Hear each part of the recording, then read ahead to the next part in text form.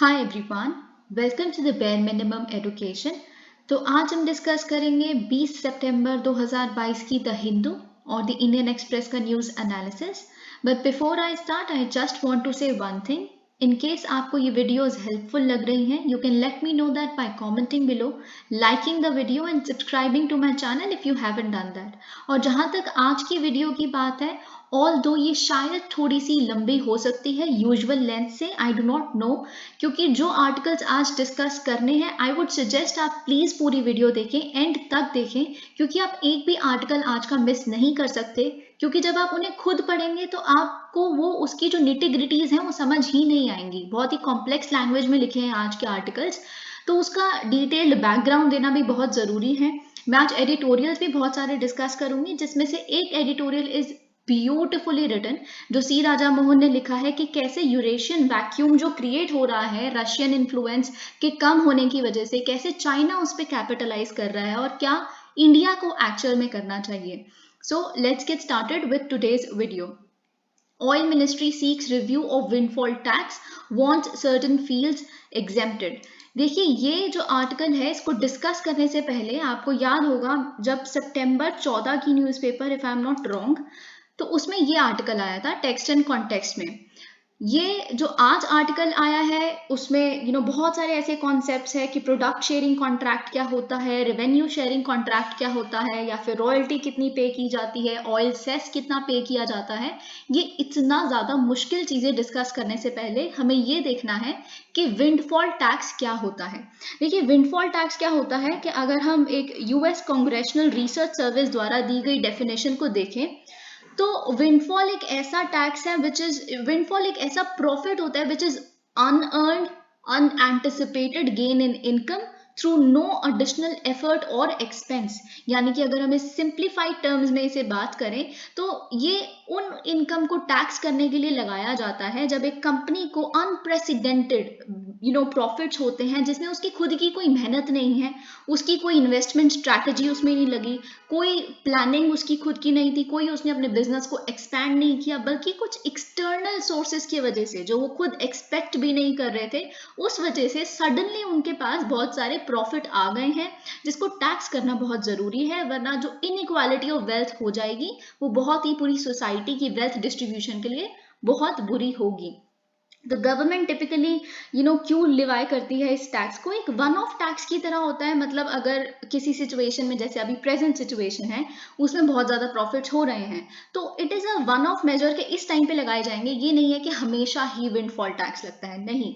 जब अचानक से बहुत सारे प्रॉफिट्स आपकी कंपनी किसी एक्सटर्नल सोर्स की वजह से कर रही है, अभी हम एग्जाम्पल भी देखेंगे कि प्रेजेंट टर्म्स में, प्रेजेंट सिनेरियो में ऐसा क्या एक्सटर्नल सोर्स है जो विंडफॉल टैक्स लगाने का ऑयल कंपनीज पे जरूरत पड़ रही है, हम देखेंगे अभी उसको।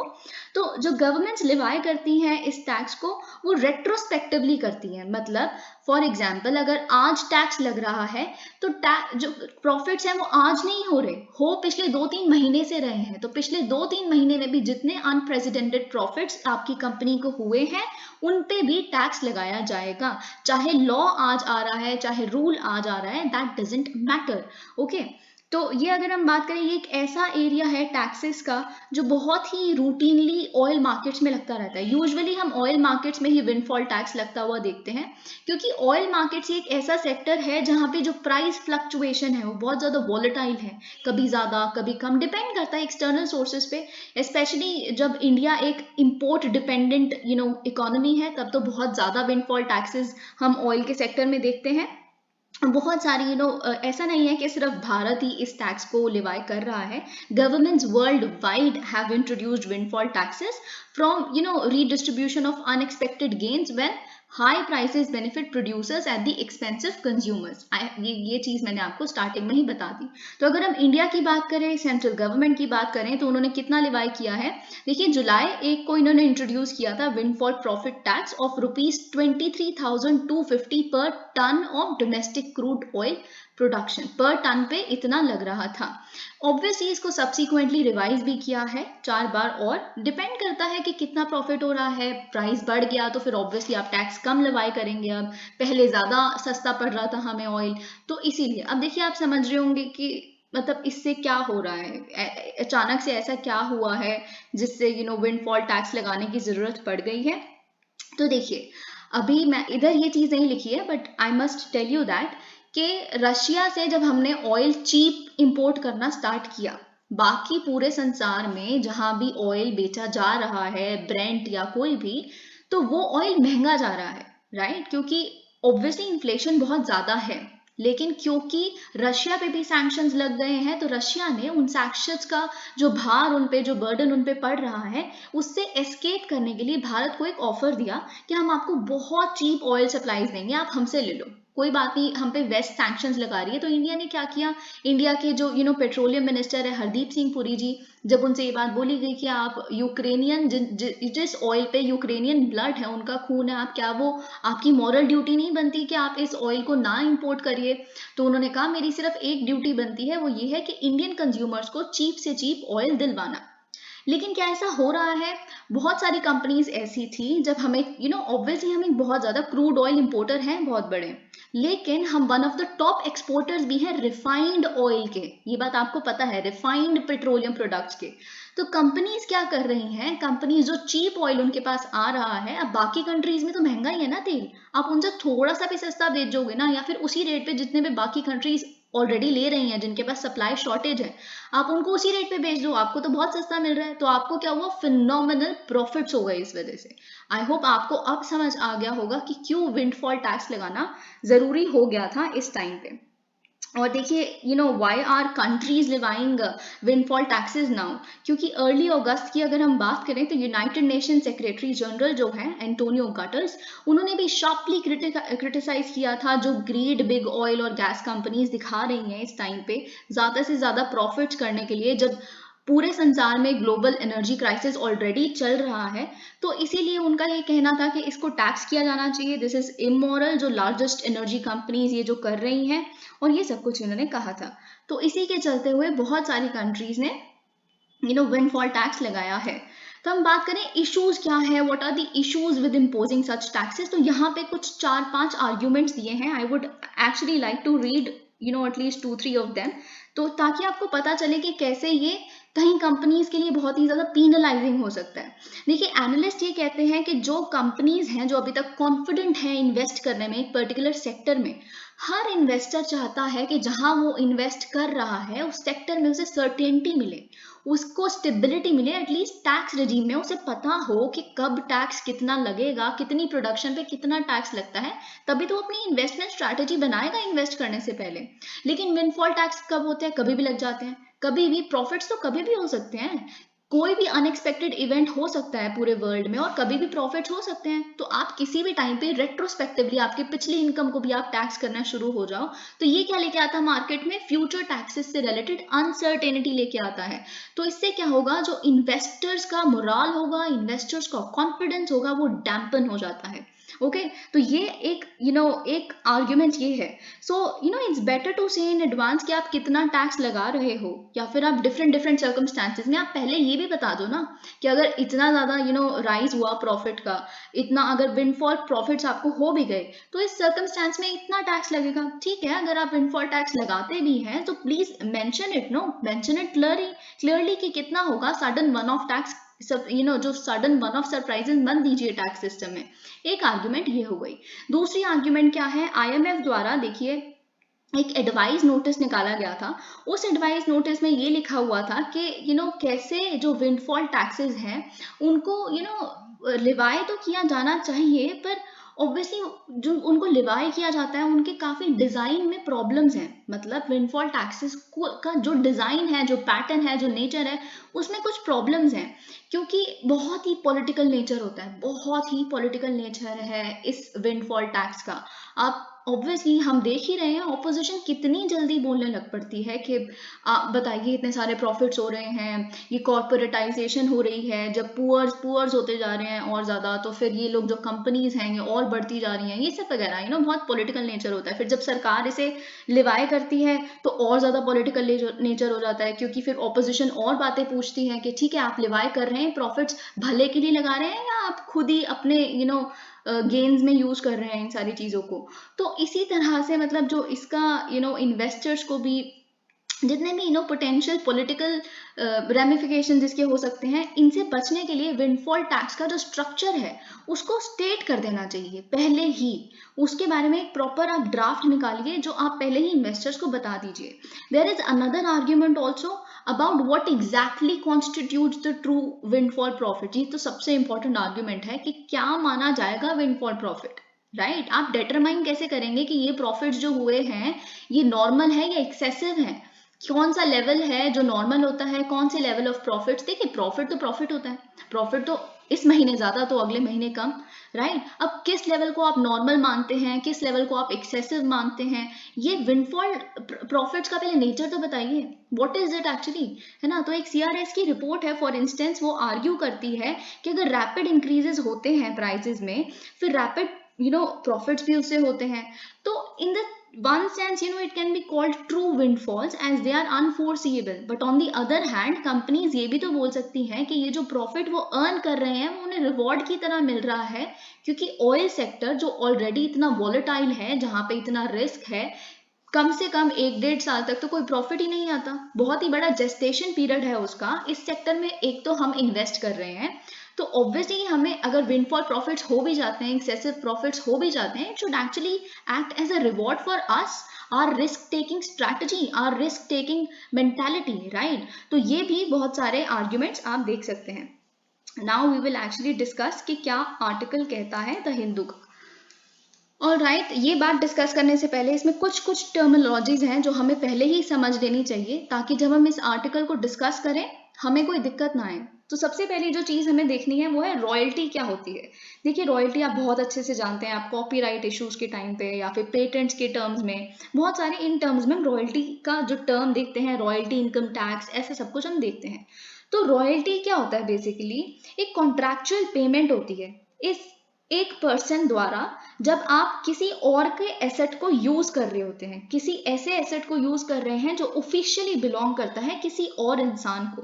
तो अगर हम ऑयल के सेक्टर में बात करें तो जो ऑयल कंपनीज होती है वो रॉयल्टी किसको देती है? सरकार को देती है। स्टेट गवर्नमेंट या सेंट्रल गवर्नमेंट सरकार को क्यों देती है? देखिए आप ऑयल फील्ड, आपका तो जन्म सिद्ध अधिकार था नहीं किसी चीज पे, जो ऑयल फील्ड से आप ऑयल एक्सट्रैक्ट कर रहे हैं, फिर जिसे आप एक्सपोर्ट करेंगे, डोमेस्टिकली प्रोवाइड करेंगे, वो सरकार की है। Oil fields come under the ownership of government, right? तो आप रॉयल्टी किसको देंगे?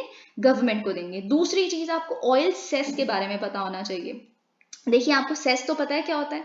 सेस एक इस तरह का टैक्स होता है जैसे एक स्पेसिफिक पर्पस के लिए लगाया जाता है। जैसे आपको याद होगा एडुकेशन सेस लगता था, या फिर स्वच्छ भारत अभियान सेस लगा करता था।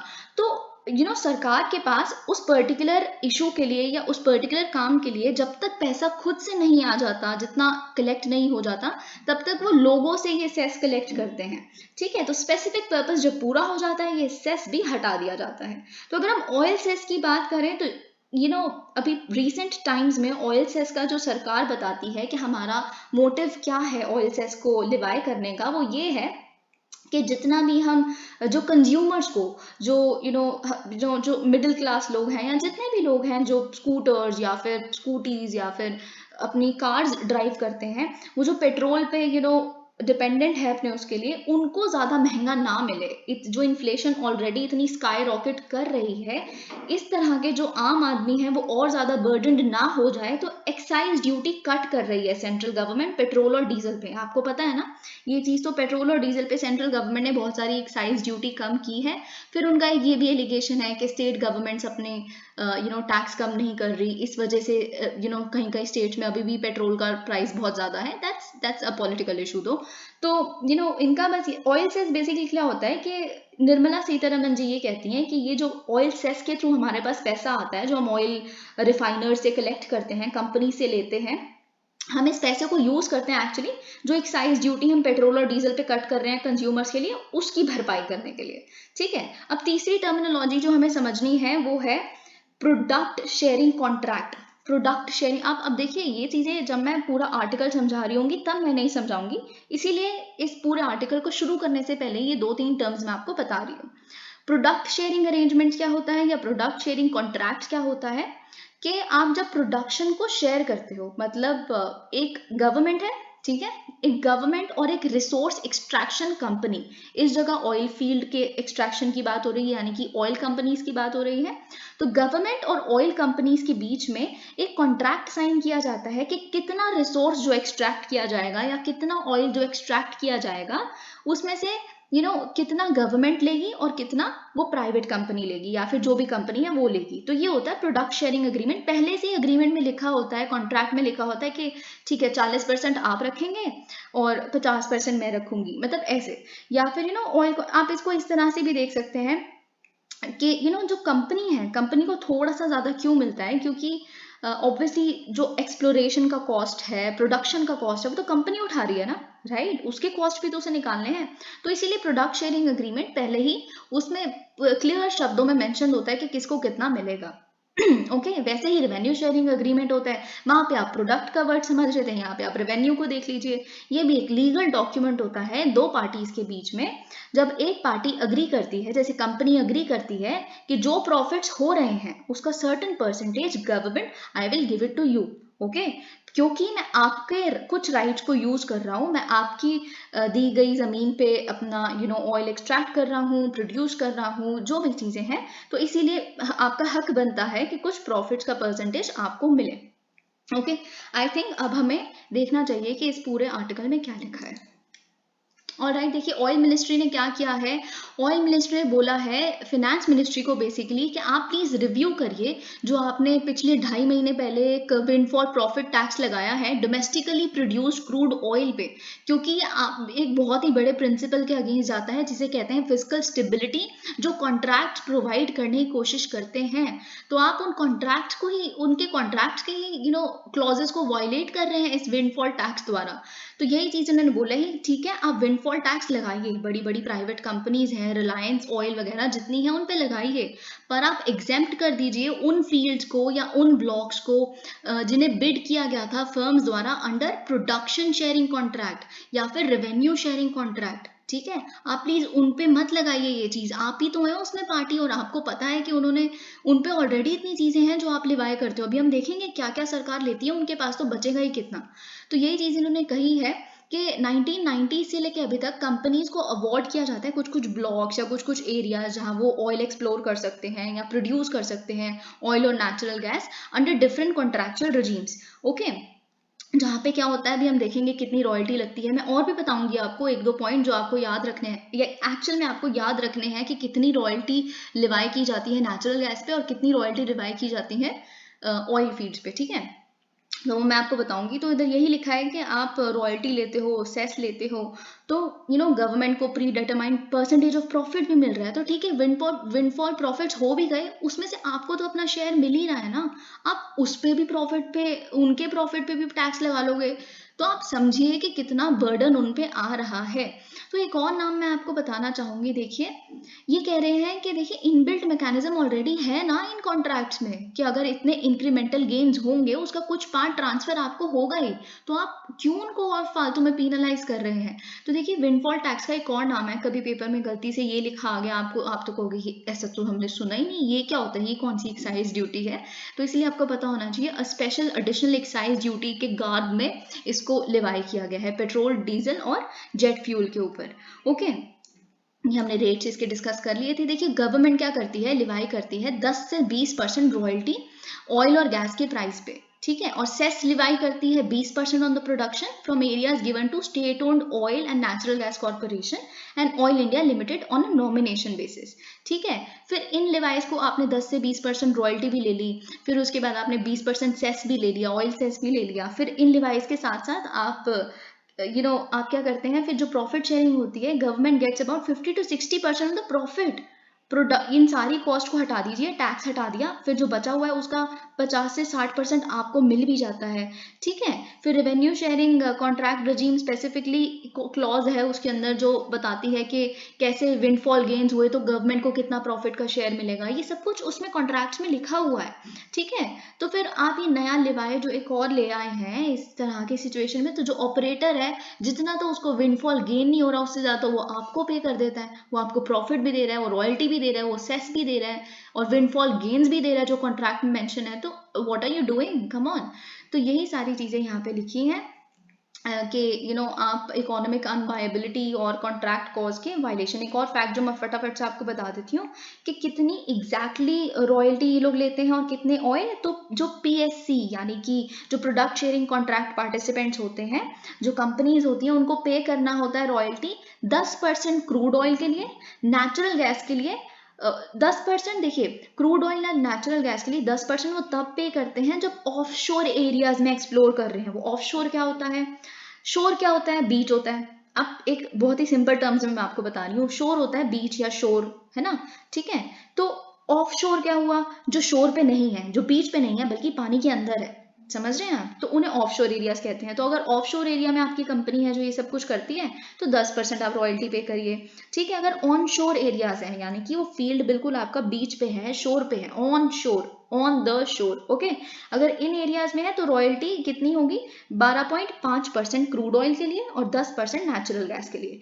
ये 12.5% वाला और ये सब कुछ जो मैंने आपको ऑनशोर ऑफशोर का डिफरेंस बताया है, ये भी आपको याद रखना है। FM urges World Bank arm IFC to raise lending to India. देखिए, फाइनेंस मिनिस्टर निर्मला सीतारमन ने अर्ज किया है वर्ल्ड बैंक का जो प्राइवेट सेक्टर इन्वेस्टमेंट आर्म है, यानी कि जो वर्ल्ड बैंक का एक पार्ट, एक कंपोनेंट जो प्राइवेट सेक्टर में इन्वेस्ट करता है हेविली, ताकि डेवलपमेंट, जो प्राइवेट सेक्टर कंपनीज हैं जो डेवलपमेंट कर रही हैं, वो बूस्ट कर सके उस तरह के डेवलपमेंट को। तो इंटरनेशनल फाइनेंस कॉर्पोरेशन जिसे हम कहते हैं, फाइनेंस मिनिस्टर ने कहा है आप प्लीज लेंडिंग इंप्रूव करिए, इंक्रीज करिए इंडिया में to more than $2 billion in the next 2 years and to $3 to 3.5 billion over the next 3 to 4 years. Okay, there was nothing much in it. तो अब हम देखेंगे इंडियन एक्सप्रेस के सारे articles. देखिए, इंडियन एक्सप्रेस के बहुत इंपॉर्टेंट आर्टिकल्स हैं। पहले हम ये देखेंगे, फिर हम इसके बाद फटाफट से एडिटोरियल भी देखेंगे सी राजा मोहन का, फिर जितने भी आर्टिकल्स रह गए हैं उन्हें एक साथ कवर करेंगे। Meaningful chance to those on death row, SC refers case to 5 जज बेंच। अगर आप इस पूरे आर्टिकल को, इसका फॉलोअप पेज नंबर 4 पे भी है इंडियन एक्सप्रेस के, आप खुद पढ़ेंगे, आई बेट आपको कुछ समझ नहीं आएगा, क्योंकि जो लीगल टर्म्स है ना, जो CRPC में मेंशन्ड है, वो बहुत ही ज़्यादा एम्बिग्युअस और बहुत ही ज़्यादा अजीब सी है। तो आई सिंप्लीफाई इट फॉर यू, तो आप एक एक वर्ड अच्छे से सुनिएगा, इतना कुछ है भी नहीं इसमें। देखिए, अब chief justice of India UU Lalit ji ने कहा है कि हमें चाहिए यूनिफॉर्म गाइडलाइंस, हमें यूनिफॉर्म अप्रोच चाहिए, रूल्स चाहिए, जो अगर हम बाय चांस जो डेथ रो के कॉन्विक्ट हैं, यानी कि जो कॉन्विक्ट हो चुके हैं, दोषी करार हो चुके हैं और उनको जो सज़ा मिली है वो डेथ पेनल्टी मिली है, यानी कि फांसी की सज़ा मिली है, उन तरह के कॉन्विक्ट्स को हमें एक यूनिफॉर्म रूल्स होने चाहिए कि किस तरह से हम उन्हें रियल और मीनिंगफुल अपॉर्चुनिटी दे सकें कि वो अपना केस भी तो प्रेजेंट कर सकें, सफिशिएंट मटेरियल भी तो हमारे पास रख सकें। तो यही चीज़ इन्होंने कही है। और देखिए, उन्होंने एक क्लियर कॉन्फ्लिक्ट ऑफ ओपिनियन दिया है कि हमारी जो सुप्रीम कोर्ट की पिछली जजमेंट में या जितने भी अभी तक ट्रायल कोर्ट्स हैं जिन्होंने डेथ पेनल्टी दी है किसी भी कॉन्विक्ट को, किसी ने कोई आर्ग्यूमेंट ली है, किसी ने कोई आर्ग्यूमेंट ली है, तो बहुत ही कॉन्फ्लिक्ट ऑफ ओपिनियंस है। तो अगर हमारे पास यूनिफॉर्म गाइडलाइंस होंगी, यूनिफॉर्म रूल्स होंगे, तो एक ही लेंसेज से सब कुछ देखा जाएगा।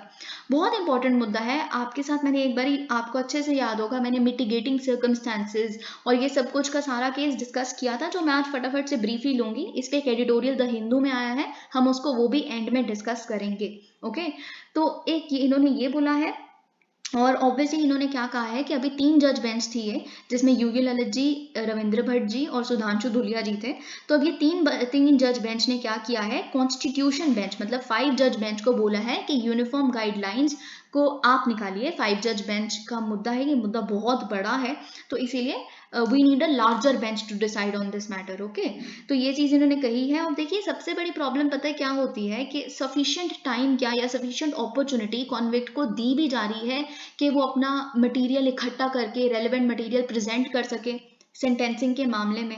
अब देखिए, इन्होंने क्या किया है कि what is conspicuously absent is consideration and contemplation about time this may require। देखिए, सबसे ज़्यादा अभी तक पिछली जजमेंट्स में जो सबसे ज़्यादा एब्सेंट चीज़ है, ये लैकिंग चीज़ रही है, वो ये है कि इतना हमें यही नहीं पता कि इस मटेरियल को कितना टाइम लग सकता है, राइट, उनको मटेरियल इकट्ठा करने में, या कुछ भी रियल और इफेक्टिव हियरिंग क्या हो सकती है।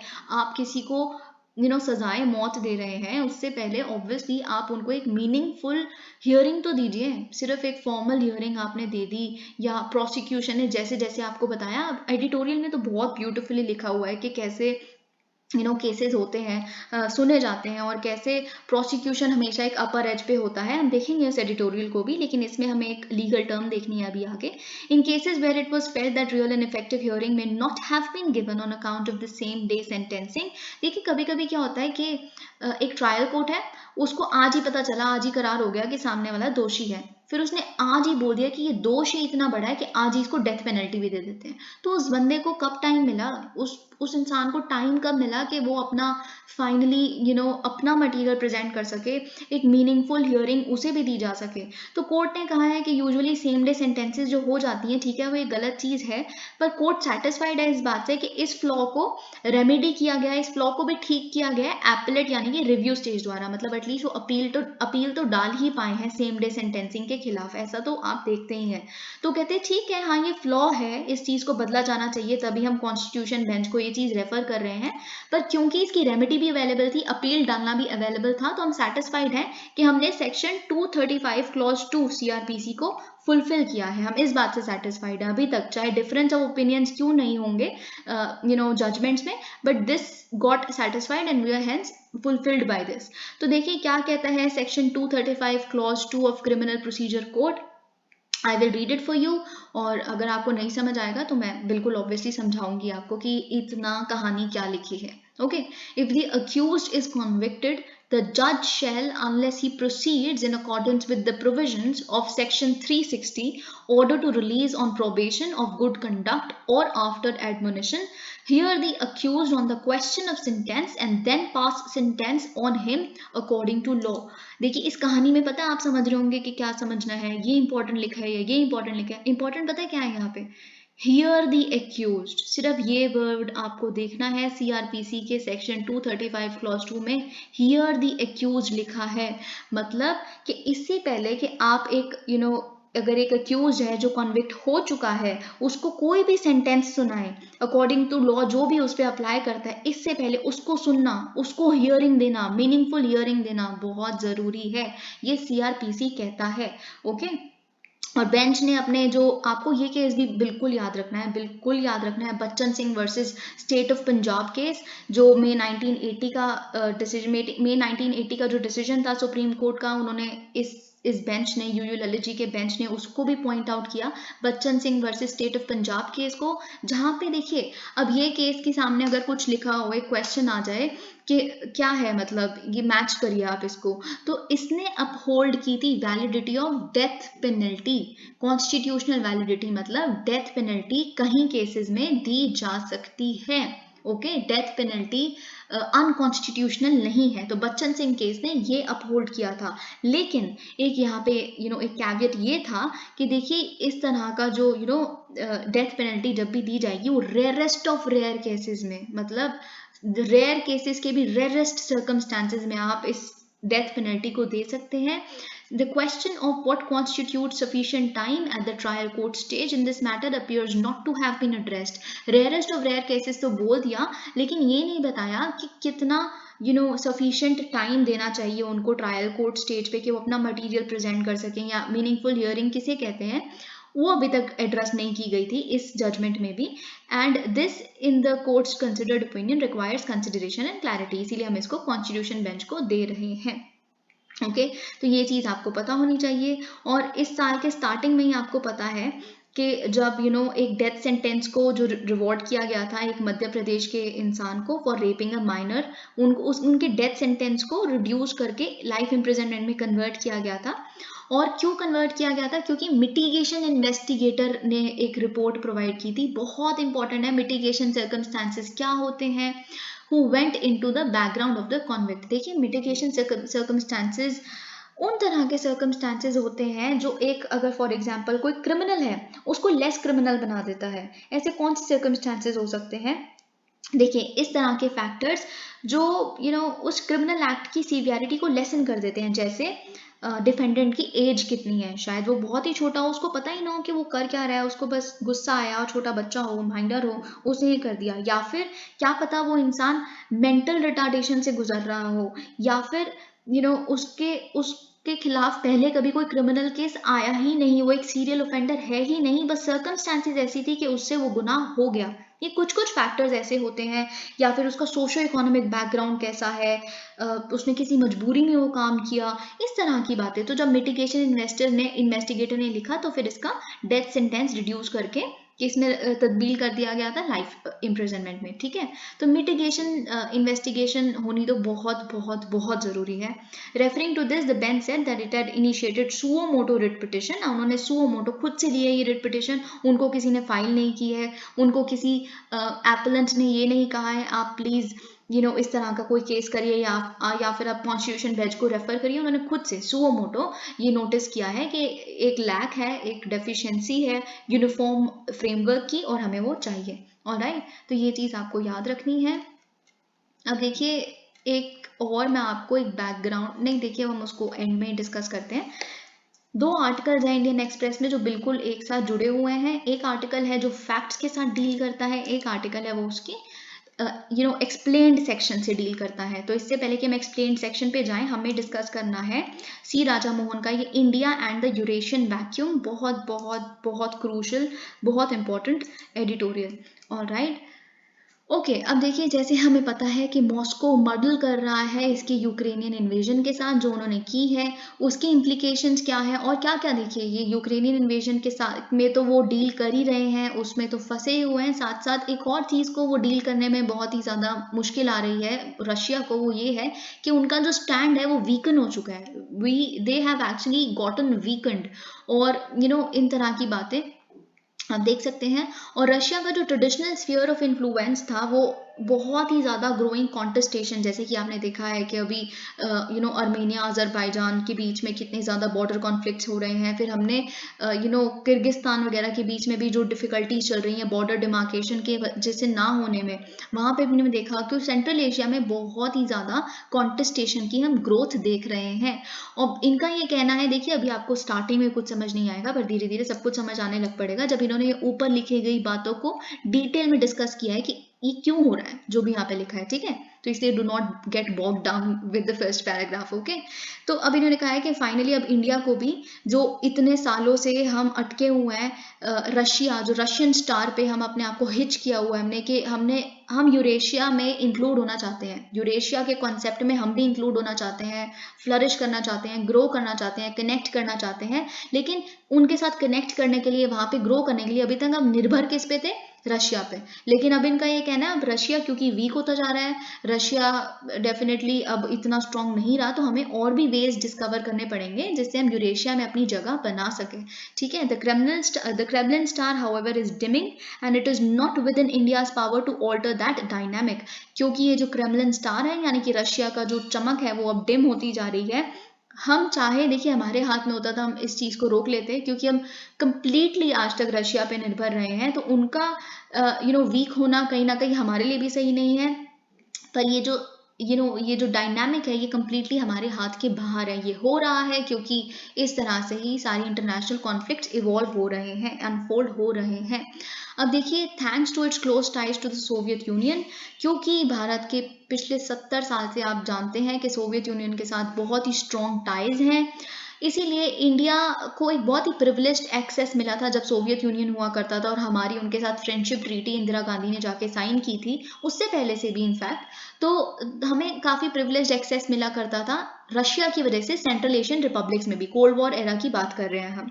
लेकिन अब Delhi could not do much with that since the collapse of the Soviet union. Soviet union जब से कोलैप्स हुआ है तब से लेके अभी तक सेंट्रल एशिया और भारत के इकोनॉमिक रिलेशनशिप या जितने भी और बायलैटरल रिलेशनशिप हैं उसके बारे में बहुत ज़्यादा पॉजिटिव हमें इफ़ेक्ट्स नहीं मिले हैं, बहुत ही ज़्यादा पॉजिटिव गेन्स नहीं हुए हैं, ना ही बायलैटरल ट्रेड हमारा बहुत ज़्यादा है आपस में, ना ही कनेक्टिविटी बहुत ज़्यादा है। और इस तरह का देखिए बेसिक रीज़न क्या है, पहले तो रशिया होता था, रशिया के साथ डील करना मतलब पूरे सोवियत रिपब्लिक के साथ डील करना। अभी रशिया नहीं है सोवियत यूनियन का लीडर, तो अभी हमें अगर उनके साथ डायरेक्टली लिंक करना है तो जोग्राफिकल एक्सेस ही नहीं है हमारे पास।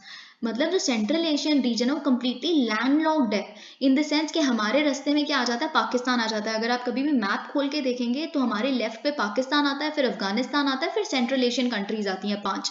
तो उनके साथ डील करने के लिए हम पाकिस्तान जो हमारे साथ ऑलरेडी जीरो ट्रेड के टर्म्स पे है, हम कैसे उनको एक्सेस करें? हमारे साथ we have been in age old contestation with our neighbour, western neighbour, so how do we deal with central Asian countries? तो देखिए यही सब कुछ बोला है। इसी वजह से हमारा जो दिल्ली की सेलियंस है in the region has been underdeveloped. हमारी प्रेजेंस, हमारा फुटप्रिंट सेंट्रल एशियन कंट्रीज में बहुत ही कम है, बहुत ही अंडर डेवलप्ड रहा है जोग्राफिक एक्सेस ना होने की वजह से। जब से सोवियत यूनियन कोलैप्स हुआ है, दिल्ली उसके बाद भी दिल्ली ने कम्प्लीटली रिलाई किया है मॉस्को पे, ताकि हमारा रोल वहाँ बना रहे, इम्प्रूव हो। इंडिया ने वर्क किया है रशिया और ईरान के साथ, फॉर एग्जांपल, कि वो तालिबान को काउंटर कर सके अफगानिस्तान में। जब 1990s के टाइम पे हमने हराया था, तो हम रशिया और ईरान के साथ मिलकर ये हराया था। और रशिया ने भी बहुत एक्टिवली हमारा साथ दिया है आज तक। जैसे SCO में मेंबरशिप के लिए चाइना बिल्कुल खिलाफ था, कि भारत SCO का मेंबर बने, but Russia was the one who campaigned for India's membership. और फिर इसके खिलाफ में जब चाइना को गुस्सा आ गया, तो चाइना ने पाकिस्तान ले आए वहां पे वो SCO में। यही तो होता है। उस टाइम पे तो दोनों कहाँ दोस्त थे, बट अभी क्या हो रहा है कि Moscow bet that having India in SCO will produce a better regional balance of power। देखिए मॉस्को ने उस टाइम पे बेट किया था, बोला था कि अगर हम इंडिया को SCO में इंक्लूड कर लेंगे तो एक better regional balance of power मिलेगी हमें, ठीक है। और रशिया ने इनफैक्ट, रशिया और हमारी दोस्ती इतनी स्ट्रॉन्ग थी चाइना के खिलाफ। देखिए better regional balance of power मतलब हम, चाइना इतना स्ट्रॉन्ग होता जा रहा है तो उसको बैलेंस करने के लिए इंडिया भी तो आना चाहिए SCO में, ठीक है। लेकिन अभी क्या है, रशिया 2020 का जब गलवान वैली क्लैश हुआ, तो रशिया इनफैक्ट रेडी था। आपको अगर याद होगा तो बहुत बड़ी स्टेटमेंट आई थी, it was the headline of the day, मतलब अगले दिन ही, जस्ट मई के बाद जब ये क्लैश हुआ था, कि अगर कल को हमारी वॉर हो जाती है चाइना के साथ, तो हमें कौन आर्म सप्लाई करेगा? Russia, and we stand with you, उन्होंने ये कहा था पुतिन ने। लेकिन अभी तो एवरीथिंग हैज गॉटन चेंज्ड। अब चाइना का जो रैपिड राइज हम देख रहे हैं न्यू मिलीनियम में, it has begun to change the regional equations completely. China ना ही एक बहुत बड़ा इकोनॉमिक पार्टनर बनता जा रहा है सेंट्रल एशियन स्टेट्स का, बल्कि इसके जो सिक्योरिटी टाइज है मॉस्को के साथ यानी रशिया के साथ, वो भी डीपन्ड होते जा रहे हैं। और क्यों हो रहे हैं? ऑब्वियसली दोनों का एनिमी सेम है। कौन है? वेस्ट, यानी कि USA। तो जब एनिमी सेम होता है तो दोस्तियां हो ही जाती हैं दोनों कंट्रीज में, राइट। तो वही इधर का भी सिनेरियो है। And Moscow's inability to quickly wrap up the Ukrainian invasion is making matters worse. अब ये जो यूक्रेनियन इन्वेजन, जिसको स्पेशल मिलिट्री ऑपरेशन कहते हैं, अगर इसको जल्दी से इन्होंने रैप अप नहीं किया तो इनकी हालत और खराब होती जाएगी। और बहुत सारे इंडियन स्ट्रेटेजिक कम्युनिटी में ये लोग कहते, हम लोग बिलीव करते हैं, कंप्लेन करते हैं कि वेस्ट पुश कर रहा है रशिया को इनटू चाइनाज आर्म। मतलब वेस्ट जिन तरह के सैंक्शंस रशिया पे लगा रहा है, तो रशिया के पास कोई ऑप्शन ही नहीं बचता इसके अलावा कि वो चाइना पे निर्भर करें, या चाइना के साथ ट्रेड बढ़ाएं, या चाइना के साथ अपने टाइज को डीपन करें। तो it is West which is to be held accountable for whatever is happening, ठीक है। लेकिन देखिए रशियन स्टेट जो है वो हजारों सालों से है, राइट। हजारों सालों से एग्जिस्ट करता है रशिया, और वो बहुत ही केपेबल है अपनी चॉइसेस खुद बनाने में। अपने इंटरेस्ट के बेसिस पे वो चॉइसेस बनाते हैं। ऐसा नहीं है कि सिर्फ वेस्ट ही इस चीज़ के लिए रिस्पॉन्सिबल है कि आज वो चाइना के साइड टिल्ट हो रहे हैं। जो व्लादिमीर पुतिन है, उन्होंने जो अपने यूक्रेन के इन्वेजन करने से पहले जो कैलकुलेशन की होगी, इनका ये कहना है वो completely they were all wrong, वो कम्प्लीटली गलत चली गई हैं। उनकी कैलकुलेशन के हिसाब से कुछ हो ही नहीं रहा, ओके। अब पुतिन को पुश किया गया था या जंप किया गया था उसको चाइनीज आर्म्स में, कुछ भी आप कह लो कि वेस्ट की वजह से हो रहा है या उनके खुद के डिसीजंस गलत हो गए, इसलिए वो आज चाइना की तरफ टिल्ट होना पड़ रहा है। कॉन्सिक्वेंसेस भारत के लिए सेम ही रहेंगे। भारत के लिए उनका टिल्ट वहां पे होना सेम ही है, रीजन कुछ भी हो, ओके। पुतिन की जो यूक्रेन वॉर है, उसे 3 नेगेटिव ट्रेंड्स हमारे सामने लेके आए हैं। नंबर 1 ये है, नंबर 1 अब थोड़ा डिटेल चलेगा तो आप इसको ध्यान से सुनिएगा। नंबर 1 ये है कि रशिया की जो इन्वेजन है यूक्रेन की, उसने अपने आसपास वाले जो रशिया के जितने भी क्लोज नेबर्स हैं उनको बिल्कुल अलार्म कर दिया है। उनका ये सोचना है कि अगर रशिया यूक्रेन को क्लेम कर सकता है कि उसके पास कोई इंडिपेंडेंट राइट ऑफ एग्जिस्टेंस नहीं है और उनको हम इन्वेड कर सकते हैं, तो फिर रशिया किसी के साथ भी ऐसा कर सकता है। जो पहले सोवियत रिपब्लिक्स हुआ करते थे, वो सारे आज यही सोचते हैं, तो कल को हमारी इन्वेजन कर देंगे हमारी टेरिटरी को हमसे ले लेंगे। तो अगर हम अर्ली अगस्त की बात करें, जो फॉर्मर रशियन प्रेसिडेंट थे दिमित्री मेडवेदेव, इन्होंने एक पोस्ट भी डाली थी। इन्होंने कहा था कि अब हम फटाफट से डिफीट कर देंगे यूक्रेन को, फिर जैसे ही हम इनको डिफीट कर देंगे, हम मॉस्को को क्या करना चाहिए, जितने हमने पहले और रिपब्लिक्स को लूज कर दिया ना सोवियत यूनियन के कोलैप्स के टाइम पे, हमें उन्हें रिवाइव करना चाहिए, revive the mighty and invincible Russia. उनका ये पोस्ट था ट्विटर पे, ऑल्दो उन्हें डिलीट करना पड़ गया था, दैट्स अ डिफरेंट थिंग। और उन्होंने तो इनफैक्ट बहुत ही एक्सप्लिसिटली ये क्लेम किया था कि जॉर्जिया जो उनके बिल्कुल नेबर है, जॉर्जिया तो कभी एग्जिस्ट ही नहीं करती थी। उनका ये कहना था ये एग्जिस्ट ही नहीं करती थी, ये तो it came into existence only as a part of Russian empire in 1800s। और कजाकिस्तान तो एक आर्टिफिशियल स्टेट है। तो ये इन्होंने ट्वीट किया था, जिससे साफ पता चलता है कि इनका क्या मेंटालिटी है और जो नेबर्स हैं उनको क्यों डर होना वाजिब है, बिल्कुल क्यों उनका डर बिल्कुल सही है। तो ये जो मेडवेडेव की जो ट्वीट थी, इसको कुछ ही मिनट बाद इसको it had to be taken down. और देखिए ये बिल्कुल it was enough for them to remind of the potential implications of Russian aggregation against Ukraine.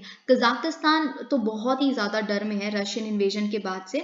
Kazakhstan तो तब से लेके अभी तक रशिया को एक बहुत ही स्कैरी आई से देख रहा है, जब से उन्होंने क्राइमिया को ऑक्यूपाई किया है 2014 में, राइट। तब से लेके अभी तक यहाँ पे सारे डरे हुए हैं। और अगर हम कजाक की बात करें तो उन्होंने रशिया की एक टाइम, अगर हम थोड़े ही टाइम पहले की बात देखें तो जनवरी की बात है ये, जनवरी 2022 की, तो उन्होंने रशिया की हेल्प ली थी ताकि जो रिवोल्ट उनकी कंट्री में हो रहा है उसको वो रोक सके, सबसाइड कर सके, सप्रेस कर सके। लेकिन अभी देखिए आप, उन्होंने, लेकिन अगर हम फिर उसके जस्ट बाद जब रशियन का इन्वेजन हुआ यूक्रेन के ऊपर, तब के बाद से उन्होंने रिफ्यूज ही कर दिया कि वो मतलब सपोर्ट ही नहीं करते हम रशिया के इन्वेजन को जो यूक्रेन पे कर रहे हैं, हम सपोर्ट ही नहीं करते। एक महीने पहले आपने जनवरी में ये किया, फरवरी में जब इन्वेजन हुई तो आपने कह दिया बिल्कुल गलत है ना।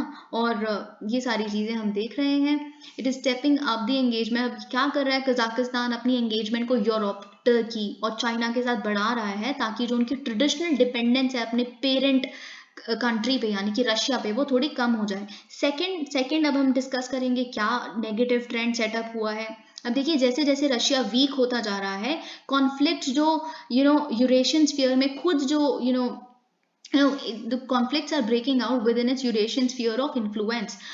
जो रशिया जैसे जैसे वीकन हो रहा है, हम बहुत सारे कॉन्फ्लिक्ट्स देख रहे हैं, नगार्नो काराबाग, तजाकिस्तान और किर्गिस्तान के बीच में हमने देखा। तो देखिए 2 founding members of Shanghai Cooperation Organisation, Tajikistan and Kyrgyzstan, have been at each others throats on their disputed border. क्योंकि बॉर्डर डिमार्केशन 1990 से लेकर अभी तक हुई नहीं है। 970 किलोमीटर लॉन्ग उनका बॉर्डर है, ये मैंने आपके साथ डिस्कस किया था। उसमें से हाफ 50% तो अभी तक पता ही नहीं है किसका कहाँ से शुरू होता है जो एरिया है, राइट। तो ये डिस्प्यूट कोई बड़ा नहीं है, 1990 से चल रहा है या उससे पहले से भी अगर चल रहा है, तो आप सोच सकते हैं कि it has been a decades old issue. नई बात क्या है, नई बात ये है कि रशिया की जो कैपेसिटी है इन तरह के कॉन्फ्लिक्ट्स को कंट्रोल करने की, मीडिएट करने की, सुलह करने की दोनों के बीच में, वो कम हो गई है। जैसे कि हमने देखा तजाकिस्तान और किर्गिस्तान के उसमें, वो कहाँ पे बिजी थे, यूक्रेनियन इन्वेजन में, तो वहां पे पर्सोनल प्रेजेंट ही नहीं थे। इस वजह से इन तरह के जो कॉन्फ्लिक्ट्स थे वो राइज कर रहे हैं। और इक्वली इंपॉर्टेंट है उन तरह के क्लैशेस जो अजरबैजान और अर्मेनिया के बीच में हुए हैं, जो 2 डायलॉग पार्टनर्स हैं एससीओ के। मैंने डायलॉग पार्टनर्स, ऑब्जर्वर स्टेटस, ये सब कुछ आपके साथ डिस्कस किया है। और इस कॉन्फ्लिक्ट की अगर हम बात करें, although Armenia is one of the closest allies of Russia, Moscow has been unable to counter the offensive by Azerbaijan। आपको पता है कि रशिया और अर्मेनिया के बीच में बहुत ही स्ट्रॉन्ग टाइज है। इनफैक्ट अर्मेनिया को ही फेवर करता है रशिया। और इनफैक्ट आपको ये भी पता होगा कि जो यूएसए है, यूएसए को भी जो यूएसए की सिंपैथी है वो भी अर्मेनिया की तरफ ही ज्यादा है। क्यों ज्यादा है, मैं आपको एक थोड़ा सा हिंट दे देती हूँ। इसीलिए ज्यादा है क्योंकि अर्मेनियंस के खिलाफ बहुत गलत हुआ था। जो अर्मेनियन एथनिक कम्युनिटी है, बेसिकली जो ऑटोमन एम्पायर हुआ करता था, जो टर्किश लोग थे वर्ल्ड वॉर 2 के टाइम की मैं आपको बात बता रही हूँ, उन्होंने क्या किया था, हम हारे क्यों हैं वर्ल्ड वॉर 1 में, हम इसलिए हारे थे क्योंकि जो अर्मेनियंस हैं उन्होंने रशिया का साथ दे दिया था। तो इस वजह से टर्की ने उनके साथ बहुत गलत किया था। एक मैसिव जेनोसाइड हुआ था जहाँ पे हजारों लाखों अर्मेनियंस को मारा गया था। तो ये इसीलिए जो यूएसए है, यूएसए काफी खिलाफ है इस तरह के एक्शंस के टर्की के। तो इसलिए यूएसए का भी, but no one is better place to capitalise. देखिए ठीक है, नैन्सी पेलोसी जी बोल दिया उन्होंने कि हम सॉलिडारिटी एक्सप्रेस करते हैं अर्मेनिया के साथ, ये जो भी अभी नगोर्नो काराबाग पे हुआ, लेकिन एक्चुअल में जो सबसे ज़्यादा रशिया की इन वल्नरेबिलिटीज़ को कैपिटलाइज कर रहा है वो चाइना है। अब देखिए हमने जब ये चीज़ डिस्कस की थी कि शी जिनपिंग कहाँ कहाँ रुकेंगे, कहाँ कहाँ बात की, उन्होंने क्या स्टेटमेंट दी, हमने उनको बस इवेंट्स की तरह देख लिया, लेकिन वो कितना स्ट्रेटेजिक डिसीजन था उनका। देखिए हम देखते हैं यहाँ पे, जब वो समरकंद समिट में जा रहे थे पिछले हफ्ते, तो जिनपिंग कहाँ रुके थे, नूर सुल्तान में रुके थे। ये कैपिटल है कजाकिस्तान की। अब हमने कजाकिस्तान में क्या देखा, कजाकिस्तान बिल्कुल अलग है, बिल्कुल अगेंस्ट है रशिया के, क्योंकि वो एक्सपेक्ट कर रहा है कभी रशिया हमें ना इन्वेड कर ले। तो अब कजाकिस्तान में चाइना का जाके रुकना और फिर एक जॉइंट स्टेटमेंट आना उस मीटिंग के थ्रू, जो उन्होंने टोकायेव के साथ की, वहाँ के प्रेसिडेंट के साथ की, कि चाइना का स्ट्रॉन्ग सपोर्ट है कजाकिस्तान के साथ in safeguarding national independence, sovereignty, territorial integrity and taking reform measures to preserve national stability and development। तो आप कजाकिस्तान को कौन सा यूएसए आके वहाँ पे कुछ कर देगा, तो ये नेशनल इंडिपेंडेंस या सोवरेनिटी या टेरिटोरियल इंटीग्रिटी, चाइना ने किसके खिलाफ ये बात बोली है, चाइना का कह रहा है हम आपके साथ हैं, लेकिन रशिया आपके अगेंस्ट है। Obviously it is hinted towards Russia. Although आप बहुत अच्छे दोस्त उनके साथ बन रहे हो, लेकिन आपको भी तो अपनी इकोनॉमी बढ़ानी है, उनके साथ आपको नंबर 1 इकोनॉमी बनना है। You will have to capitalise on the vacuum that Russia leaves in Eurasian region, right. So you don't have to be a strategic genius to figure out who the statement is directed at, right? आपको पता चल ही गया। और अभी तक की अगर हम बात करें, प्रैक्टिस क्या रही है कि यूएसए के खिलाफ बोलते रहना कि यूएसए इन तरह की चीज़ें करता है, पर अब रशिया के खिलाफ भी जो नेक्स्ट डोर बिल्कुल उनकी कंट्रीज हैं, तो वहाँ पे भी ये चीज़ें हम देख सकते हैं, इस तरह का डर हम देख सकते हैं। ओके, अब हम इंडिया की बात करें, इंडिया के लिए क्या आइडियल सिचुएशन होगी। देखिए ये पैराग्राफ बहुत ज़्यादा क्रिस्पली लिखा हुआ है। इस पैराग्राफ का अगर हम एक कर्सरी रीडिंग दे तो सब कुछ समाप्त हो जाता है कि आइडियल सिचुएशन क्या है, लेकिन हो क्या रहा है, जो बिल्कुल ही ऑपोजिट है।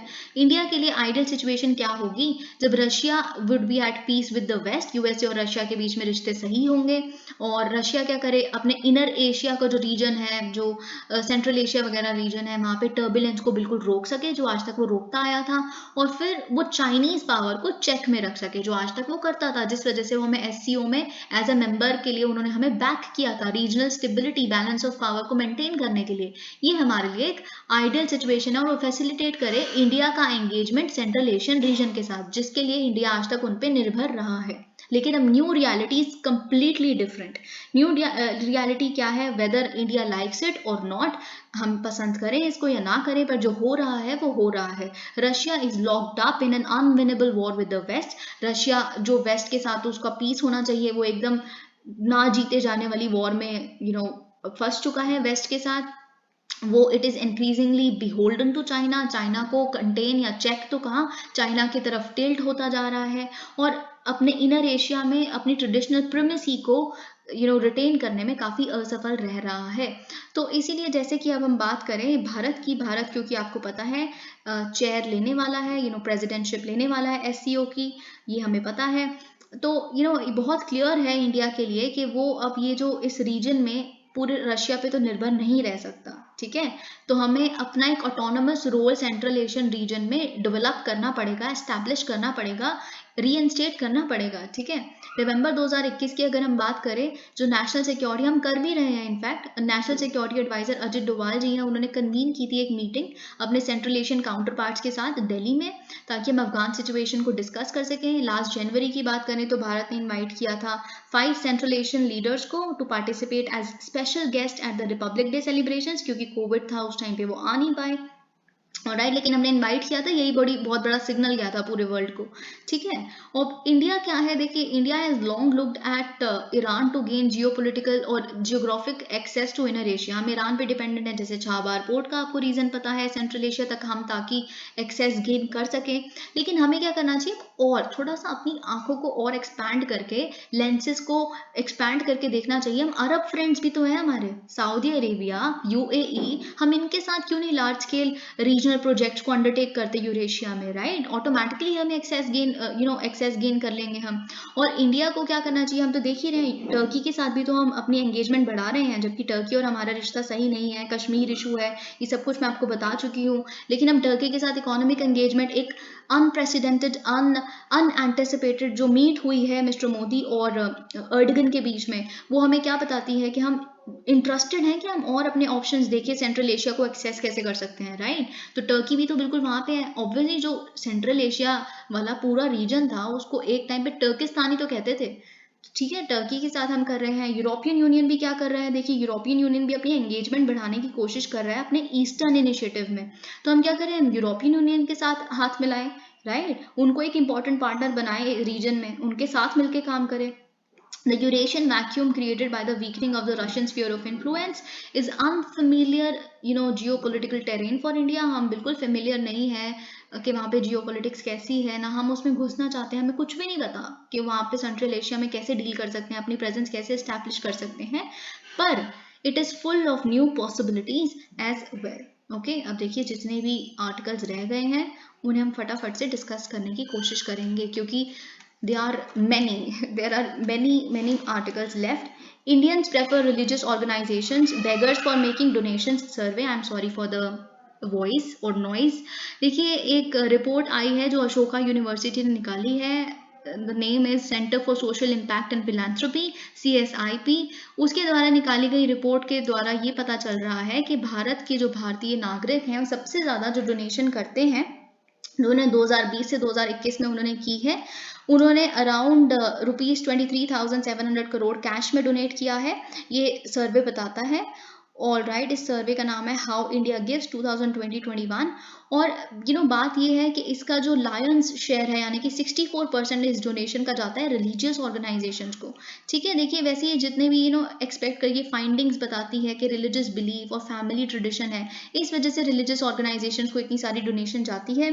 फिर उसके बाद ये चीज़ पता चलती है, एक्सपेक्ट किया जा रहा था कि 2020 से 21 में क्योंकि कोविड आया था, तो कोविड के प्रकोप से बचने के लिए हो सकता है भगवान की पूजा और इस वजह से फंडिंग हुई हो, लेकिन ये बिल्कुल गलत थे। एक्चुअल में कोई कोविड का रीज़न नहीं था, फैमिली वगैरह का जो आज तक चला आ रहा है ये रीज़न था, ठीक है।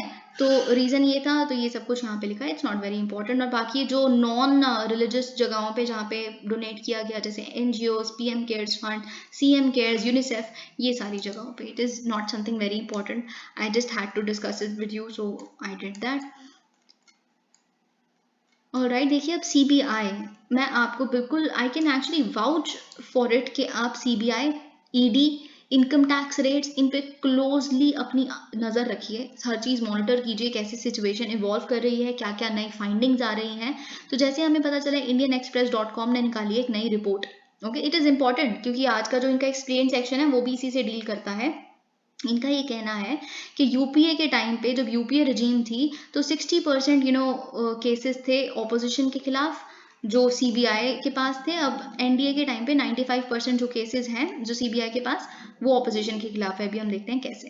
देखिए पहले क्या कहा जाता था, सबसे इंपॉर्टेंट तो ये है कि सीबीआई को बड़े सारे एपिथेट्स से रेफर किया जाता है। जैसे जब कांग्रेस हुआ करती थी तो कांग्रेस ब्यूरो ऑफ इन्वेस्टिगेशन किया जाता था, या फिर केज्ड पैरेट, यानी कि पिंजरे में बंद किया गया तोता जो बस अपने मास्टर की भाषा बोलता है। और फिर अगर हम अब बीजेपी की बात करें तो जमाई ट्रिनिटी बोली जाती है। आपको पता है, आप सुनते होंगे अगर न्यूज़ तो आपको पता होगा, जमाई ट्रिनिटी, जो जमाई उनको बेसिकली इतनी खातिरदारी की जाती है उनके हेड्स वगैरह की कि वो मजबूर ही हो जाते हैं सरकार का स्टेक लेने के लिए, सरकार का स्टैंड लेने के लिए, है ना। जमाई ट्रिनिटी में कौन कौन है, एक तो सीबीआई हो गई, ठीक है, फिर एक हो गई इनकम टैक्स, फिर एक हो गई एनफोर्समेंट डायरेक्टरेट, जैसे मैंने आपको बताया था। देखिए ऑब्वियसली अगर आपको कभी क्वेश्चन आता है तो जमाई ट्रिनिटी तो नहीं लिखा आएगा, लेकिन ऐसा क्वेश्चन जरूर आ सकता है कि इनकम टैक्स, ईडी और सीबीआई ट्रिनिटी जो नई इमर्ज हो रही है वो एक्चुअल में बहुत ज़्यादा करप्ट है, या ऐसा कोई क्वेश्चन आ सकता है। तो जस्ट क्लोजली मॉनिटर एवरीथिंग, ठीक है। और ये ट्रांसपेरेंसी के खिलाफ है, या they need reformation of their process और something like that, they need क्या कहते हैं उसको, इंडिपेंडेंस फ्रॉम सेंट्रल रजीम, ऐसा कुछ हो सकता है, ठीक है। एग्जीक्यूटिव कंट्रोल के बाहर होना चाहिए, सेंट्रल ब्यूरो इन्वेस्टिगेशन, ये सब कुछ पता है। करप्शन के खिलाफ ये खड़ा होता है, और ये बहुत सारे एपिथेट्स इनको मिले हैं। अगर हम बात करें कांग्रेस लेड यूपीए की, यहाँ पे बिल्कुल परफेक्टली लिखा हुआ है कि 10 साल के लिए, आपको पता है 2004 से 2014 में रहे थे, तो एटलीस्ट 72 पॉलिटिकल लीडर्स जो थे वो सीबीआई स्कैनर के अंडर आए थे, जिसमें से 43 जो थे 60% वो थे ऑपोजिशन में से। ठीक है, अगर हम बीजेपी लेड एनडीए की बात करें, यानी कि सेकंड रजीम जो इनका चल रहा है, और इनको 8 साल हो गए हैं पावर में आए हुए, तो ये अब तो देखिए, उस टाइम पे तो ऑपोजिशन बड़ी स्ट्रॉन्ग थी, BJP was a very tough opposition for Congress, पर कांग्रेस और बाकी सारी जो ऑपोजिशन है, आज कहाँ ऑपोजिशन तो खत्म ही हो गई है ना almost. I am not saying कि खत्म हो गई है इन द सेंस, खरीदे तो जा ही रहे हैं ना, हम आए दिन देख ही रहे हैं ना सब कुछ, ऑपोजिशन हैज श्रंकन लाइक एनीथिंग। तो उसमें से फिर भी इतनी कम ऑपोजिशन होने के बावजूद आज एनडीए पे जो एनडीए केसेस कर रहा है, वो उसकी देखिए कितने हैं, 124 प्रोमिनेंट लीडर्स के खिलाफ, पॉलिटिशियंस के खिलाफ केसेस हैं जो सीबीआई के पास हैं, और उसमें से 118 उसमें से अराउंड 95% जो होता है वो ऑपोजिशन के खिलाफ है। तो आप देख सकते हैं ऑपोजिशन टारगेटिंग किस तरह से हो रही है, और आज नहीं पहले से ही होती आई है, बस अभी ज़्यादा हो रही है। And just as in the UPA when a leader, देखिए यही यूपीए में भी होता था, यही आज भी होता है, तो इसमें आप बिल्कुल चौंकने वाली बात नहीं है, बस आज थोड़ा ज़्यादा हो जाता है, यही डिफरेंस है। और क्या कह सकते हैं हम इस पे, कि जैसे फॉर एग्जाम्पल आप कांग्रेस के मेंबर हैं, ठीक है, आप पे कोई बहुत भारी भरकम ईडी का कोई केस चल रहा है, आप क्या करिए, आप आज बीजेपी ज्वाइन कर लीजिए, तो फिर आपके ऊपर वो केस ही बंद हो जाता है सीबीआई का, पता ही नहीं चलता वो केस गया कहाँ, why has it been relegated to the back burner, by chance आपने फिर दोबारा कांग्रेस के फेवर में कुछ बोल दिया, फिर बीजेपी आपको धमका सकती है कि जी आपका याद है ना कि सीबीआई के केस था जो फिर हमने रखा हुआ है उसको। तो ये आप समझ सकते हैं, यहाँ पे लिखा है, ये पॉलिटिकल बात तो थी, लेकिन देखिए मैं आपको ये बात पहले भी बोल चुकी हूँ, जो भी क्वेश्चन होता है ना, उसका जो अंडरटोन है या फिर जो उसका बैकग्राउंड है हमेशा पॉलिटिकल होता है, लेकिन आपसे पॉलिटिक्स नहीं पूछी जाएगी कभी भी, उसको ऑब्वियसली आपको कॉन्स्टिट्यूशनल टर्म्स में या लीगल टर्म्स में इस तरह से जस्टिफाई करना होगा। ठीक है, तो देखिए अगर मैं ब्रीफली आपको बताऊं, मैंने आपको बताया हुआ है, मॉरल पुलिसिंग हमने डिस्कस की थी कल, मॉरल पुलिसिंग के एथिकल इश्यूज भी डिस्कस किए थे। तो देखिए अभी तक हमें क्या पता था, अब मैं आपको ये बता दूं, बहुत सारी लड़कियां हैं, बहुत सारी जो वहाँ पे सकेज, देखिए सकेज को बिलोंग करती थी, जो उनका होम टाउन था जहाँ पे उनका फ्यूनरल हुआ, तो बहुत सारी वायरल वीडियोज हमें आज देखने के लिए मिल रही हैं, जहाँ पे जो विमेन प्रोटेस्टर्स हैं वहाँ पे उन्होंने अपने हिजाब उतार दिए हैं इन सॉलिडारिटी विद अमीनी, जिनकी ईरान में प्रॉपर हिजाब ना करने की वजह से जिनको डिटेन कर लिया गया था, और 3 दिन वो कोमा में रही, फिर उनकी डेथ हो गई। तो उनके साथ, और इनफैक्ट बहुत सारी आप वीडियोस देख लेंगे सोशल मीडिया पे कि लड़कियां खुद के बाल काटते हुए इन सॉलिडारिटी विद अमीनी, तो ये सारे आप देख सकते हैं, बहुत लोग अपने बाल काट रहे हैं हिजाब उतार के, कि ये जो लॉ है, जो मॉरल पुलिसिंग है, बिल्कुल गलत है, और ये सारी चीज़ें आप देख सकते हैं। देखिए लेकिन ये तो हमने कल भी डिस्कस किया था, लेकिन एक्चुअल में ये चीज़ मैंने आपके साथ फिर आज दोबारा क्यों डिस्कस की, क्योंकि एक इशू और है जिसे हम कर्डिश इशू कहते हैं। देखिए जो अमीनी है वो बिलोंग करती हैं जो कर्डिस्तान प्रोविंस है, ईरान का जो वेस्ट वाला एरिया है, तो वहाँ पे जो लोग रहते हैं उसे कर्डिश लोग कहते हैं। ठीक है, जो ईरान, वो क्या कहते हैं, ईरान ऐसा कहता है कि ये लोग कर्डिस्तान मांगते हैं, अपना सेपरेट स्टेट मांगते हैं, जैसे हम जम्मू कश्मीर के केस में देखते हैं, कई लोग सेपरेटिस्ट हैं, जितने भी कश्मीर सेपरेटिस्ट हैं, वैसे ही वहाँ पे भी सेपरेटिस्ट हैं, जो एक अलग सा कर्डिस्तान मांगते हैं ईरान से अलग। लेकिन खैर ये तो तेहरान घूमने फिरने गए हुए थे, तो इनके साथ ऐसा क्यों किया। तो 11% of the Iran population is Kurdish, okay, this is something you must know. और ईरान को बहुत ज़्यादा अक्यूज़ किया जाता है कि वो कर्ड्स को ऑपरेस करते हैं, और इनफैक्ट बहुत सारे जो पिछले सालों में केसेस आए हैं वो ऐसे ही आए हैं कि ईरान की जो अथॉरिटीज़ हैं मेनली कर्डिश एक्टिविस्ट, राइटर्स, स्टूडेंट्स, और उनको बहुत डिटेन करते हैं, और उनके साथ गलत ही होता है। तो एक कर्डिश वाला जो इशू है वो भी चीज़ आपको याद रखनी है कि ईरान के पूरे डीलिंग में कर्डिश इशू कहाँ से आ जाता है। जो कर्डिस्तान वाला इशू है ना, टर्की, ईरान और चाइना, अब आप इस पे सर्च करिए कि चाइना कहाँ से आ गया इसमें। ठीक है, तब तक मैं बाकी आर्टिकल्स डिस्कस करती हूँ। ओके, द सीबीआईज अनईजी हिस्ट्री, जैसा कि हमने अभी डिस्कस किया कि सीबीआई का ऊपर क्या क्या बोला जाता है, कांग्रेस ब्यूरो, फिर केज्ड पैरेट, और आज जमाई राजा। तो ये सारा देखिए जो इनकी हिस्ट्री रही है वो बहुत ही अनईजी रही है। यहाँ पे एक बहुत इंपॉर्टेंट केस है जो मुझे आपको बताना है, विनीत नारायण जजमेंट। मैं आपको रेकमेंड करूंगी आप इस जजमेंट को जाके पढ़िए, विनीत नारायण जजमेंट। ठीक है, मैं आपको बताऊंगी वैसे ही हवाला स्कैम था क्या। जैन हवाला स्कैम, अगर आपको पता हो। I will discuss it with you but briefly, क्योंकि बहुत बड़ा आर्टिकल है। मई 2013 में क्या हुआ था कि बहुत सारे करप्शन स्कैंडल्स यूपीए रजीम के खिलाफ लगे गए थे, ठीक है। तो सुप्रीम कोर्ट ने क्या किया था, सुप्रीम कोर्ट ने ऑब्जर्व किया था कि सीबीआई जो है जो वो एजेंसी यानी कि जो सेंटर पे रजीम है वो उसके उसके खिलाफ कुछ करते ही नहीं। जब इतने सारे स्कैंडल सामने आ रहे हैं तो आप सीबीआई क्यों उसके खिलाफ एक्ट नहीं कर रही। फिर एक बेंच था which was headed by justice RM Lodha. उन्होंने सीबीआई को डिस्क्राइब किया था as a caged parrot speaking in its master's voice, okay, रट्टू तोता।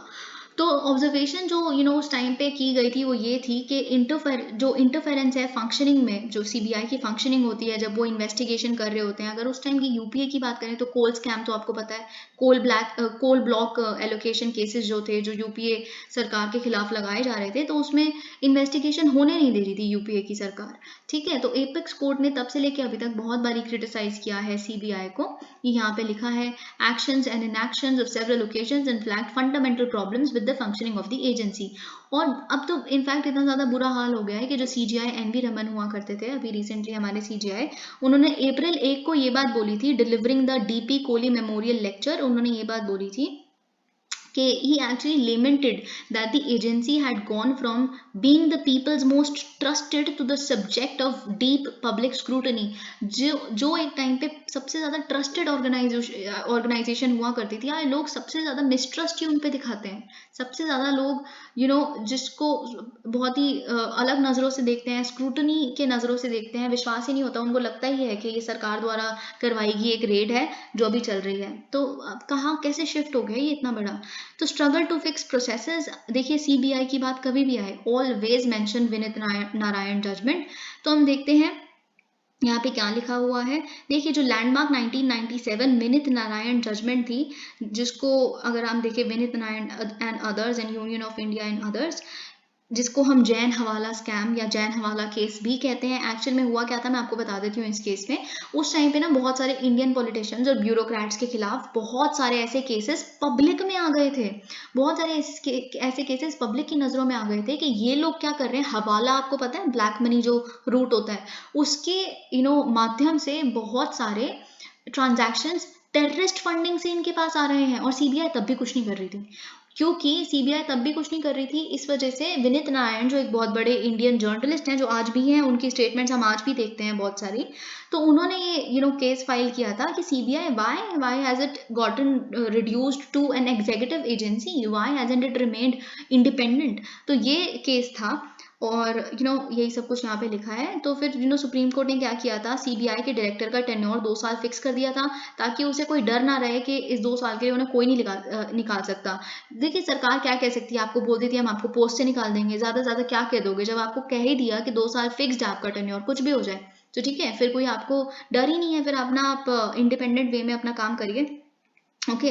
और उन्होंने स्ट्रैटेजी स्टेटस दिया था सीवीसी यानी कि सेंट्रल विजिलेंस कमीशन को, और ये सब कुछ यहाँ पे लिखा हुआ है। और फिर उसके बाद देखिए ये सब कुछ बहुत इंपॉर्टेंट नहीं है, सीवीसी वगैरह ने क्या किया, स्ट्रक्चरली कंटेन्ड है। देखिए अब यहाँ पे हम पढ़ते हैं, CBI has been stymied both by the legal structure within which it functions and by the changes made by governments in the rules governing it. क्योंकि पिछले कई सालों में क्या हुआ है, देखिए स्ट्रक्चरली तो सीबीआई है ही बिल्कुल, उसके हाथ बंधे हुए हैं, फिर रूल्स जो गवर्नमेंट उसकी फंक्शनिंग से रिलेटेड निकालती है उसने उसके हाथों को और बांध दिया है। कैसे?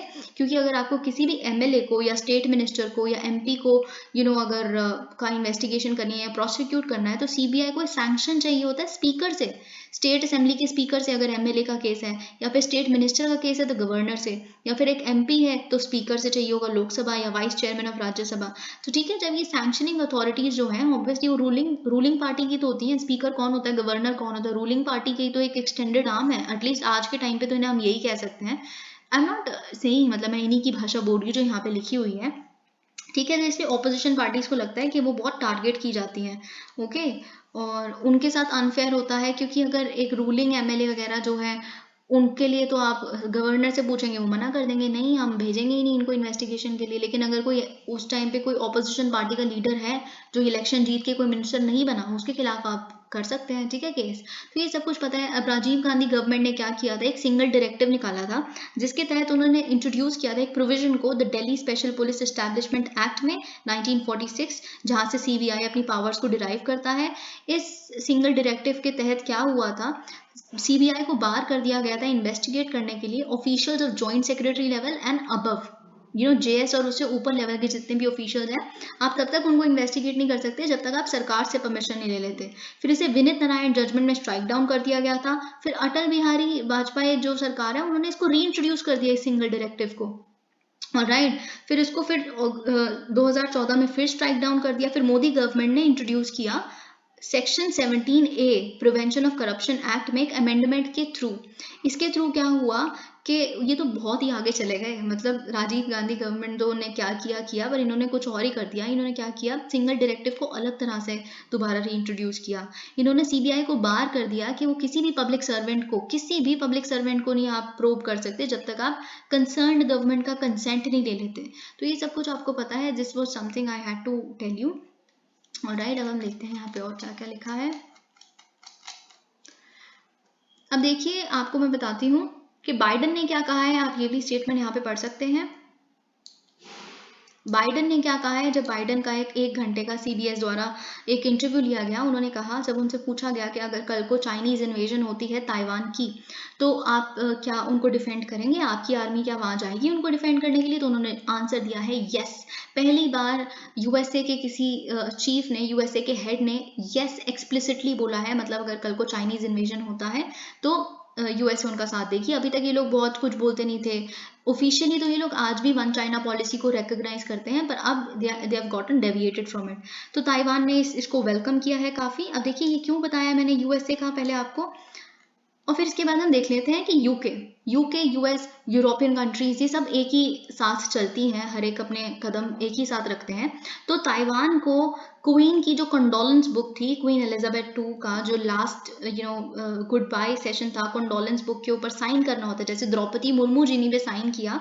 कंडोलेंस करते हैं आप ताकि आपको एक अच्छी लाइफ मिले, हम आपके बारे में क्या सोचते थे, एक पब्लिक कंडोलेंस भी आप दे सकते थे ऑनलाइन, बहुत अवेलेबल थी। तो ताइवान के ऑफिशियल को जो यूके में था उनको साइन करने के लिए अलाउ करना, चाइना ने बोला है कि it is disgraceful of the British government to give permission for a Taiwan representative to sign the condolence book of Queen Elizabeth II। तो ये आप देख सकते हैं कि कैसे चीजें चेंज हो रही हैं, आप ऑफिशियली रिकॉग्नाइज करना शुरू हो गए हैं बहुत सारे देश, वेस्ट कंट्री जो वेस्टर्न रीजन के।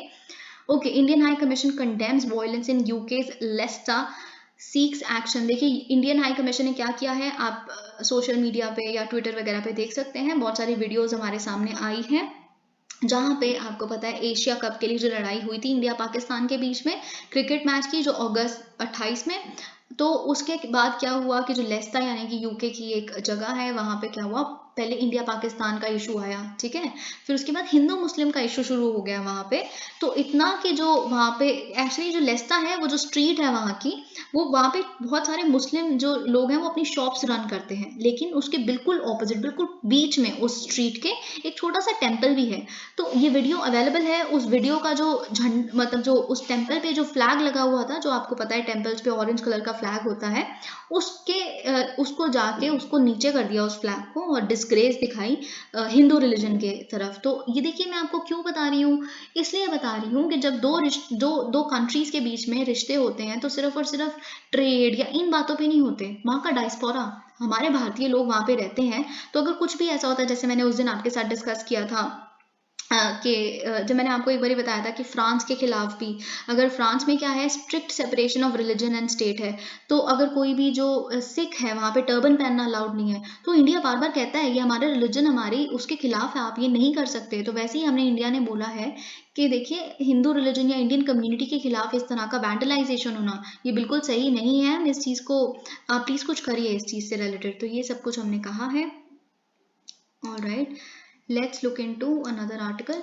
अब देखिए हमें बहुत जल्दी द हिंदू के सारे आर्टिकल्स डिस्कस करने पड़ेंगे क्योंकि we aren't really left with much of time. अब जो जर्मनी के जो चांसलर हैं जिनका नाम है ओलफ शोल्स, ये गए हैं, जा रहे हैं सऊदी अरेबिया, फिर यूएई भी जाएंगे। अब देखिए जर्मनी के ऊपर आपको पता है कि एनर्जी सप्लाई का बहुत बड़ा बर्डन है, क्योंकि रशिया ने उनको एनर्जी सप्लाई रोक दी है, तो इसलिए रियाद के साथ सऊदी अरेबिया के साथ वो एनर्जी सप्लाई प्रोक्योर करने की कोशिश करेंगे, ताकि जो आने वाली विंटर्स हैं उसमें वो तड़पे ना वहाँ के लोग। Okay, Taliban release American veteran in prisoner swap.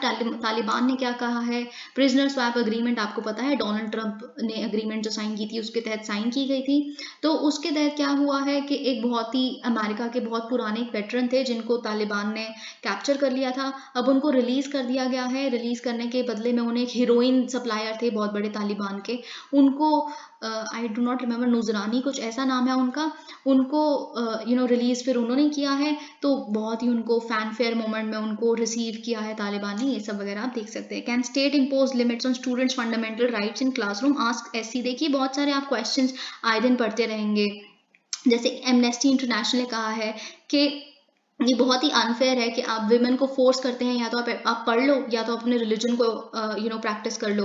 तो अगर आपको पढ़ना है तो पढ़ाई के बोर्ड ऑफ एडुकेशन के बाहर आप अपने रिलीजन को छोड़ के आओ, this is unfair, you can not do that. तो फिर अब सुप्रीम कोर्ट ने भी अपने हियरिंग के दौरान ये बोला है कि सबसे पहली इंपॉर्टेंट बात तो ये है कि कैसे आप फंडामेंटल राइट्स पे रोक लगा सकते हो स्टूडेंट्स के, कि देखिए फंडामेंटल राइट टू रिलीजन तो है ही ना आर्टिकल 25, उसके तहत क्या आप क्लासरूम में ये कह सकते हो कि आप फंडामेंटल राइट आपका यहाँ पे अवेलेबल नहीं है, बाहर करना, आप पब्लिक में कर लेना अपना राइट जो भी एक्सरसाइज करना है, you can not do that right. तो इसके रिप्लाई में मिस्टर डवे यानी कि सीनियर एडवोकेट है, उन्होंने कहा कि मेरा जो फंडामेंटल राइट है उसे मैं कहीं भी एक्सरसाइज कर सकता हूँ, एनी वेयर, चाहे मैं अपने बेडरूम में हूँ, क्लासरूम में हूँ, या फिर वेयर एवर तो इससे कोई फर्क नहीं पड़ना चाहिए, यही सब कुछ यहाँ पे लिखा है। और उन्होंने बहुत सारे एग्जाम्पल्स दिए कि देखिए कहते कि लेकिन हमें सर तो तब, जब जस्टिस गुप्ता ने बोला लेकिन वैसे सर तो हम तब ढकते हैं ना जब हम किसी प्लेस ऑफ रिस्पेक्ट में जाते हैं। तो मिस्टर डवे ने कहा कि देखिए क्लासरूम से बड़ी रिस्पेक्टेड जगह है क्या, कोई जगह नहीं है क्लासरूम से बड़ी जगह, तो वहाँ पे अगर कोई सर ढक भी रहा है उससे क्या फर्क पड़ता है। आप प्राइम मिनिस्टर को देखिए, इन्होंने कहा कि रेड फोर्ट पे जाते हैं तो वो टर्बन नहीं पहनते। तो बहुत सारी ऐसी चीज़ें उन्होंने बोली हैं। रिलीजियस प्रैक्टिस क्या है, उन्होंने फिर ये पूछा कि रिलीजियस प्रैक्टिस, मिस्टर डवे ने कहा रिलीजियस प्रैक्टिस सिर्फ टेम्पल या दरगाह तक थोड़े ना सीमित होती है, रिलीजियस कॉन्शियस तो कुछ भी हो सकता है, रिलीजियस प्रैक्टिस तो कुछ भी हो सकती है, हिजाब उनकी आइडेंटिटी है। No negotiations at the cost of food security says Tomar as agriculture conference. देखिए बहुत इंपॉर्टेंट नहीं है, आप इसे पढ़ सकते हैं, इसमें कुछ है भी नहीं। ओके और राइट, सबसे बड़ी बात अब यहाँ पे जो हमें देखनी है, लार्जर बेंच डिसीजन प्रिवेल्स। बहुत बहुत बहुत बहुत इंपॉर्टेंट, ये आप बस एक फैक्ट की तरह याद कर लीजिए कि कॉन्स्टिट्यूशन बेंच जो है एक मंडे का, यानी कि 5 जज बेंच था, जिनके द्वारा मेजॉरिटी डिसीजन आए थे। कि इन्होंने क्या बोला है, इन्होंने बोला है कि अगर एक कॉन्स्टिट्यूशन बेंच ने डिसाइड किया है कि जब भी कोई मेजॉरिटी डिसीजन आता है, ठीक है, जब भी कोई मेजॉरिटी डिसीजन आता है उस बेंच से जिसकी स्ट्रेंथ लार्जर है, यानी कि ज्यादा नंबर उसे डिसाइड कर रहे हैं, सपोज करिए 5 जज बेंच है, अगर उसका एक मेजॉरिटी डिसीजन है वो कुछ और है, ठीक है, फिर एक 3 जज बेंच है, ऑब्वियसली उसकी स्ट्रेंथ कम है, फिर उसका मेजॉरिटी डिसीजन बिल्कुल ऑपोजिट है, तो किसका मेजॉरिटी डिसीजन प्रिवेल करेगा, जिसकी स्ट्रेंथ ज्यादा है, 5 जज बेंच वाले की। यही इन्होंने एक नया आप फैक्ट एक्सप्लिसिटली स्टेट किया है। MHA's notification on convicts biometrics. देखिए यूनियन होम मिनिस्ट्री ने मंडे को नोटिफाई किए हैं rules criminal procedure in identification act 2022 में, और इन्होंने क्या किया है, एम्पावर किया है पुलिस को कि वो बहुत सारे फिजिकल और बायोलॉजिकल सैंपल्स जो कॉन्विक्ट्स के उन्होंने लेने होते हैं या फिर जो अक्यूज या क्राइम्स के वो ले सकते हैं। ओके इनके तहत इन्होंने क्या किया है देख सकते हैं हम यहाँ पे कि refer to in the section 53 और section 53A of the code of criminal procedure. इसमें कौन कौन सी चीज़ें आपको लेनी होती है, palm print impressions, footprint impressions या फिंगरप्रिंट इम्प्रेशंस, ये सब कुछ आप ले सकते हैं, या फिजिकल या बायोमेट्रिक सैंपल्स, और आप किसी भी एक ऑथराइज्ड पर्सन द्वारा ले सकते हैं। तो ऑथराइज्ड पर्सन कौन होगा, ऑथराइज्ड पर्सन वो होगा जो पुलिस अप्रूव करेगा, ठीक है, और वो पुलिस अप्रूव कर सकती है जो सुपरिंटेंडेंट ऑफ पुलिस यानी कि SP के लेवल के नीचे ना हो। तो अगर वो किसी को ऑथराइज करती है तो वही सारी सैंपल्स ले सकता है।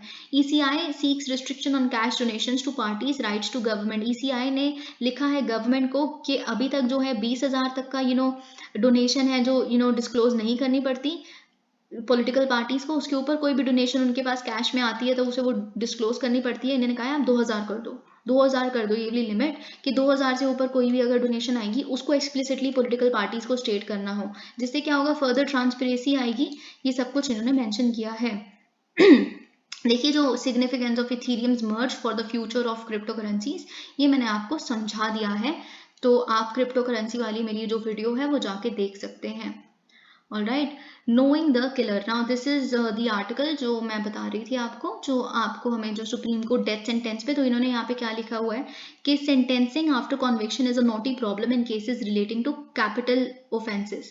देखिए ट्रायल जजेस क्या करते हैं, ट्रायल जजेस जब उन्हें डिसीजन लेना होता है कि क्या सिर्फ डेथ सेंटेंस ही ऐसा पनिशमेंट है जो एंड ऑफ जस्टिस इस पर्टिकुलर केस में हो सकती है, जस्टिस इसके अलावा दिया ही नहीं जा सकता एक सामने वाले इंसान को, सामने वाली पार्टी को, या फिर लाइफ टर्म इनफ होगा, लाइफ इम्प्रिजनमेंट इनफ होगी। तो अभी तक सैल्यूटरी नॉर्म क्या रहा है, सुप्रीम कोर्ट ने कहा है कि death penalty rarest of rare cases में, बच्चन सिंह केस हमने अभी देखा, इम्प्लाई किया जाना चाहिए।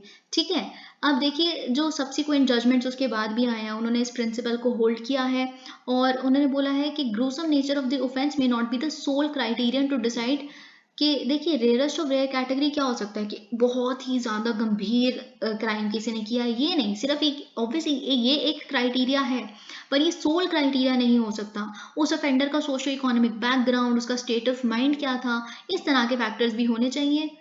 और sentencing part of the trial takes place after the court. देखिए बात क्या है इसमें, मैं आपको बिल्कुल साफ शब्दों में बता देती हूँ। देखिए क्या होता है कि किस स्टेज पे एक तो उस बंदे को बोला जाए कि आप अपना मटेरियल लेके आ सकते हैं, बहुत बार किस स्टेज पे बोला जाता है, जब कन्विक्शन ऑलरेडी उसको दोषी करार कर दिया। दोषी करार करने से जब प्रोसिक्यूशन क्या करती है, डे वन से अपनी पहली आर्ग्यूमेंट से ये करार करने में जुटी रहती है कि इनके खिलाफ कड़ी से कड़ी सजा होनी चाहिए, लेकिन उनको आप कब टाइम देते हैं, बिल्कुल बाद में टाइम देते हैं। तो मिटिगेटिंग सर्कमस्टांसेस का जो टाइम है, जिस टाइम पे उन्हें अलाउ करना चाहिए वो जल्दी होना चाहिए। Thank you so much.